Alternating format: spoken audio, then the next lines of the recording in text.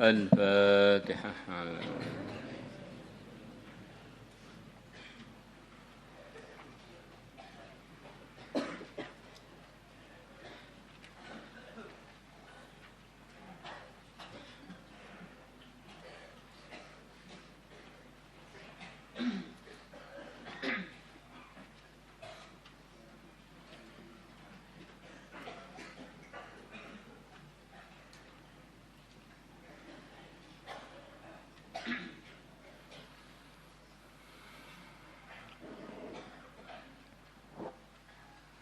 الفاتحة.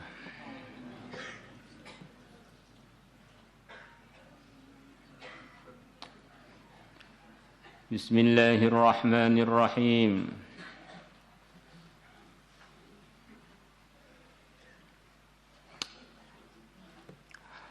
Thawabul uzlati, pahalanya menyendiri. Pahalanya menyendiri, tidak kumpul dengan masyarakat. Inda fasadiz zaman, ketika rusaknya zaman. Wa ikhmali dzikri, dan menyembunyikan ketenaran. Wa ikhfa'il makani, dan menyembunyikan tempat tinggal. Ini sebetulnya bagian dari keterangan uzlah itu. Asalnya orang tenar dia, atau asalnya dia punya potensi untuk jadi sangat masyhur, dia sembunyikan ketenarannya itu. Asalnya dia di tempat yang banyak orang tahu, dia menyembunyikan diri dari masyarakat.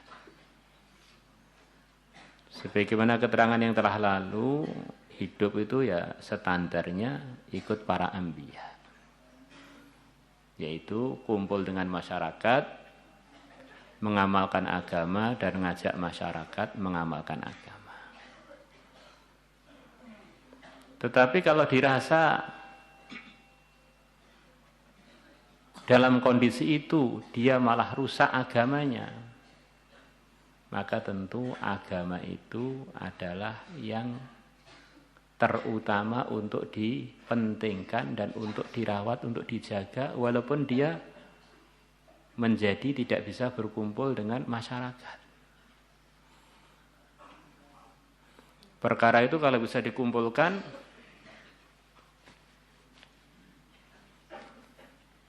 bagusnya dikumpulkan. Kalau enggak bisa dikumpulkan, ya milih mana yang terpenting dari dua itu. Seperti wanya normalnya manusia. Ya, secara umum arahan itu manusia yang agamanya baik dan ada kemampuan untuk menikah, falyatazawwaj. Jadi menikah itu adalah bagian dari kebaikan yang dicontohkan oleh umumnya para nabi dan para rasul.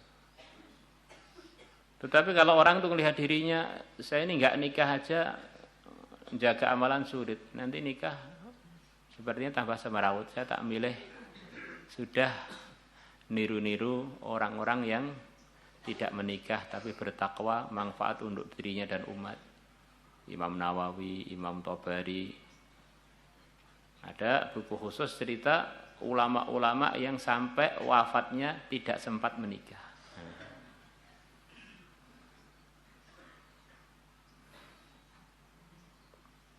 Maka ridhonya Allah itu luas, jangan kita batasi harus mesti standar begini.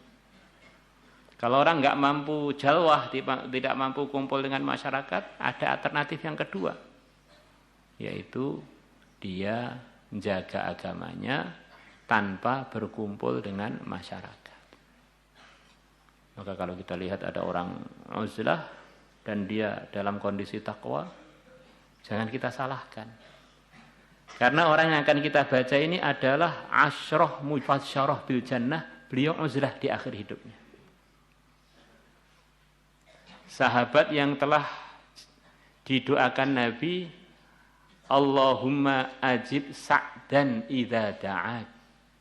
Ya Allah, kalau saat doa kabulkanlah. Sahabat yang telah jadi asbab terbukanya berbagai macam kota-kota besar dalam perjuangan Islam, beliau yang mimpin. Termasuk sahabat yang sangat-sangat hebat dalam doanya, dalam kecerdasannya, dalam nusratullah yang selalu bersama beliau. Ini bukan sahabat biasa, termasuk 10 sahabat terbaik. Dan beliau juga adalah pamannya Nabi dari arah ibu.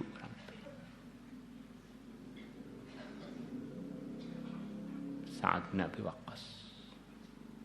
Pertama kali orang yang mengalirkan darah fisabilillah.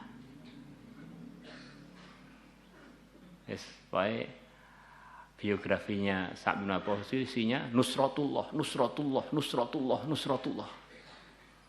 Begitu beliau melihat ikhtilaf antara Sayyidina Ali dan Sayyidina Muawiyah,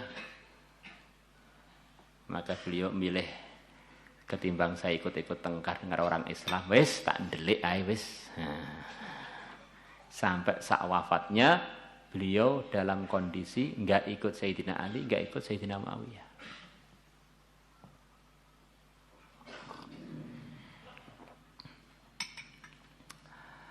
Maka ini pula yang terjadi pada sebagian orang yang menganggap termasuk gerakan yang baik barokah jamaah tabligh.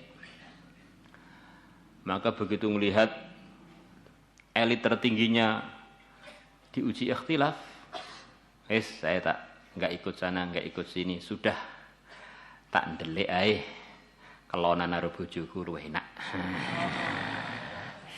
Mesti ganjarane ra melok gupak dosane.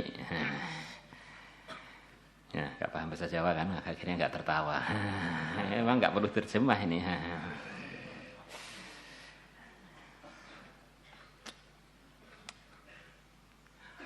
An Amir ibni Sa'din, diriwayatkan dari Amir putranya Sa'd. Qal, beliau mengatakan kana adanya Sa'd bin Abi Waqqas, sahabat Sa'd bin Abi Waqqas radhiyallahu anhu fi ibilihi, di tempat unta-unta beliau. Beliau yang membuka, memimpin Qadisiyah, yang jadi pimpinan negeri Persia di zamannya dan sebagainya. Beliau tinggal semua wis ngembala unta. Masya Allah. Faja'ahu ibnuhu Umar. Maka ini cerita yang masyhur, begitu itu yang masyhur. Sa'd bin Abi Waqqas sampai saat wafatnya tinggalnya di Hijaz, tinggalnya di daerah Thaif, memang daerah yang cocok untuk mengembala, dan beliau wafat pun di sana. Tidak seperti cerita versi sebagian sejarawan Cina bahwa Sa'd bin Abi Waqqas wafatnya di negeri Cina. Itu cerita yang ghairu ma'ruf. Mungkin ada orang yang namanya sama atau bagaimana itu. Atau salah nama. Falamma ra'ahu Sa'dun, maka ketika Sa'ad melihat anaknya datang, qala, beliau mengatakan, a'udzu billah min syarri hadzal raqib. Aku minta perlindungan kepada Allah dari buruknya orang yang nunggang ini. Wis anakku teko wis a'udzu billah, jangan-jangan naskil aku kon nyapo iki. Maksudnya begitu itu. Mau nyuruh saya apa ini? Ternyata benar anaknya negur ayahnya, kok malah nguzlah di sini itu gimana? Fanazala, maka putranya turun. Faqala lahu, maka putranya bilang kepada beliau, anazalta fi ibilik. Apakah Tuhan tinggal bersama maksudnya di sini ya, bersama unta-untamu. Wa taraktan nasa yatanaza'unal mulka, dan kamu biarkan orang-orang saling sengketa urusan kekuasaan. Yang memimpin Sayyidina Ali perang sampai bunuh-bunuhan. Kok engkau tinggal ngembala unta itu gimana nih ayah ini? Gimana ini? Maka Sa'ad tidak menjawab. Tapi digebuk dulu anaknya itu. Ini pendekar. Jagoannya, soft awalnya orang Islam. Biasa maju soft terdepan dalam segala hal. Orang-orang di Mekah pada takut ngelawan musuh-musuh agama. Beliau termasuk yang terawal berani ngelawan ketika beliau mendengar Nabi dicemooh, Islam dicemooh. Gilut dikeroyok sekian orang, beliau menang. Fadaraba Sa'dun fi sadrih, maka saat memukul dadanya anaknya, gebuk. Waqala, dan beliau mengatakan pada putranya, uskut menengok sirah. Diamlah kamu. Sampai itu aku telah mendengar Rasulullah sallallahu alaihi wasallam yaqulu, beliau bersabda, innallaha yuhibbu al-'abda at-taqiyyal ghaniyyal khafi. Saya ini punya alasan, Uzlah ini punya alasan. Yaitu cari mahabbatullah, karena beliau nganggap kalau ikut-ikutan enggak enak semua. Sayyidina Ali menantunya Nabi, Sayyidina Muawiyah iparnya Nabi. Dua-duanya timnya Nabi untuk menulis Al-Qur'an. Wah, kalau ikut sana enggak enak, ikut sini enggak enak. Seperti ikhtilaf dalam jamaah tabligh. Ikut yang ini enggak enak, ini guru saya, ini enggak enak, ini guru saya. Wes, tinggal turu ae enak. Banyak yang berhenti itu karena begitu, karena acara Islam itu sebetulnya luas. Acara Islam itu luas. Tidak diringkas dalam satu perbuatan baik saja. Karena Islam itu kumpulan amal. Yaqulu, beliau bersabda, Nabi saku telah mendengar Rasulullah SAW bersabda, innallaha, sungguhnya Allah yuhibbul abda, mencintai seorang hamba. Sering al-abda ini, al itu dalam bahasa Arab untuk menggantikan dhamir mudzakkar. Mufrad mudzakkar. Akhirnya gimana? Aslinya bisa al-abda ini diganti dengan kata-kata innallaha yuhibbu abdahu. Sesungguhnya Allah mencintai hambanya. At-taqiyya, yang takwa. Al-ghaniyya, yang kaya hati, kata musannifnya. Maksudnya tidak berharap kepada selain Allah. Al-khafiyya, yang menyembunyikan dirinya, tidak menternarkan dirinya. Sibuk ngurus urusan agamanya, enggak ikut-ikut urusan kisruh-kisruh.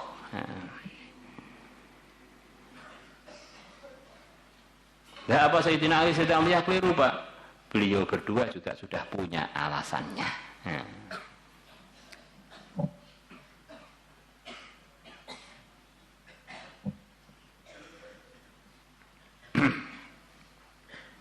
Yang kurang lebihnya kata sebagian ulama, alasannya Sayyidina Ali, beliau dalam posisi yang menurut ijtihad beliau benar. Di samping beliau yakin dengan sabda-sabda Nabi yang telah beliau dengar, ya Allah, di mana aja ada kebenaran, maka sertakan selalu Ali di situ itu. Di mana aja Ali di situ ada kebenaran, selalulah sertakan dengan dia. Jadi saya sudah didoakan Nabi benar terus, pasti saya nggak salah.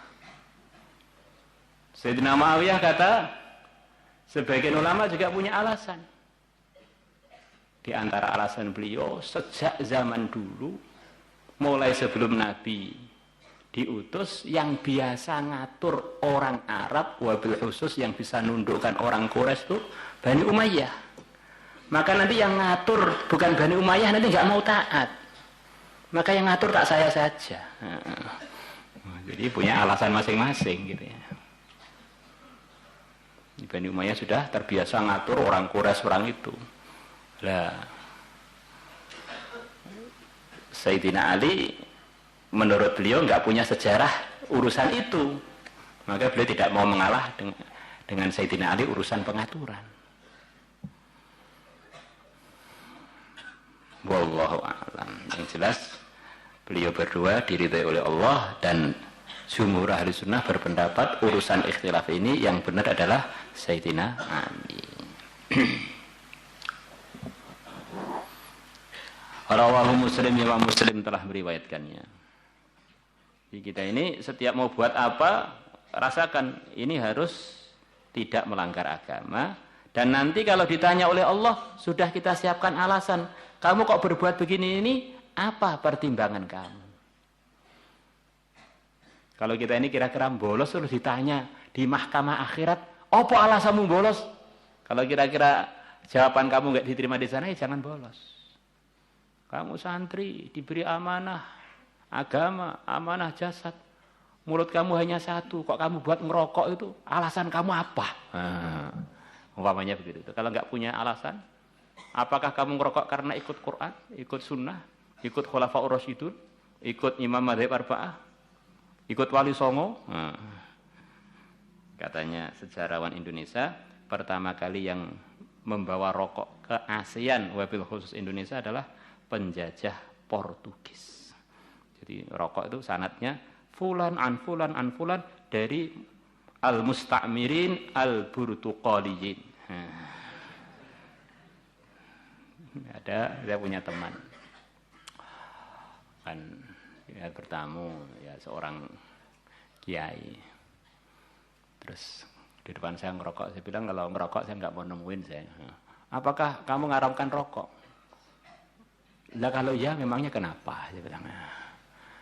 Ya kenapa sih kamu kok ngerokok? Saya ini guru saya ini wali ngerokok. Gurunya lagi wali juga ngerokok. Jadi sanad ngerokok itu banyak lewat wali-wali. Ya benar itu, tapi sanadnya belum sempurna saya bilang. Wali terus wong Portugis kafir ahli neraka. Jadi yang dilewat wali itu kebetulan aja sanad aslinya markasnya itu adalah minal musta'mirin, jadi para penjajah.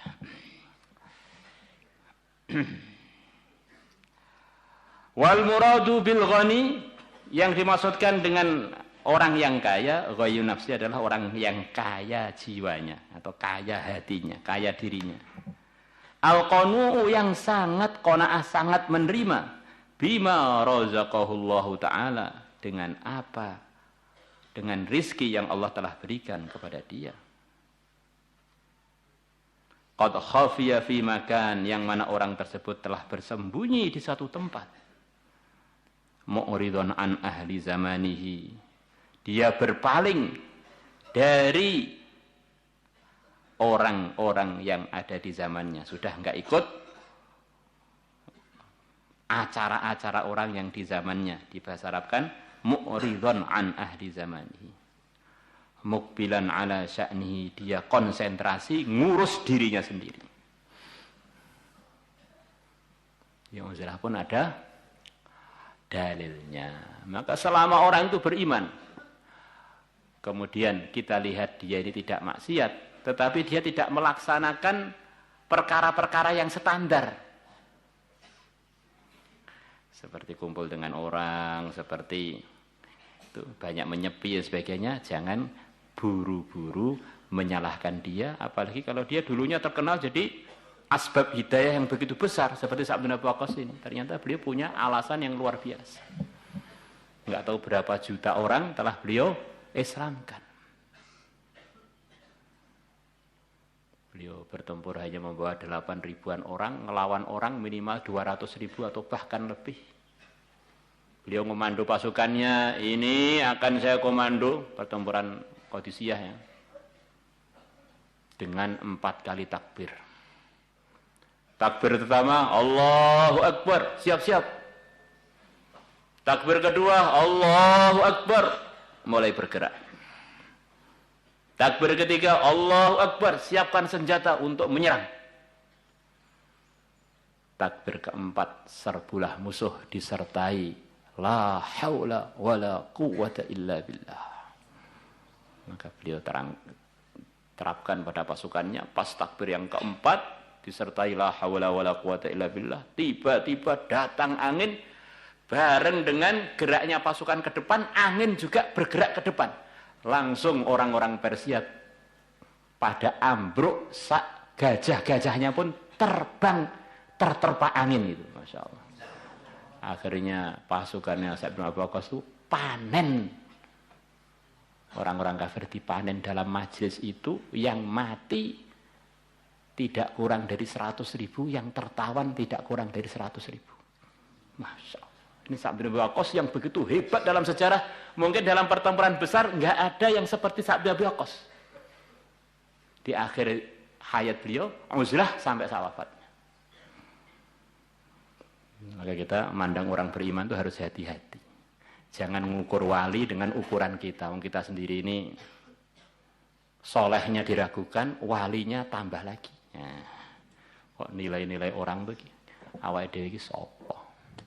Maulaya shalli wa sallim daiman abada ala habibika khairil khalqi kullihim.